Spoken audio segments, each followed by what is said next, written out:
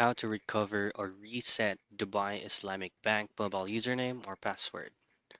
Now in this video, I'll show you a quick tutorial on how you can recover or reset your DIB mobile username or even your password. So if you're going to be doing this method via your mobile device on the application, it's going to be the same. So say for example, you've forgotten your username or maybe your password. You can still use the quick login feature.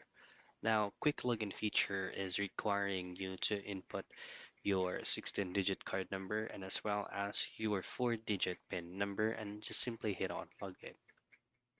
However, if you don't have those, what you need to do is to go on need help and then choose whether it's for forgot username or reset password or security question. But if you choose either of those two, you will be still asked to input your card number as well as your PIN.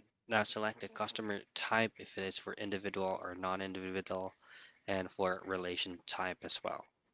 Complete this process for you to be able to successfully recover or reset your mobile username or your password. And that's it. That's how you recover, reset the DIB mobile username or password.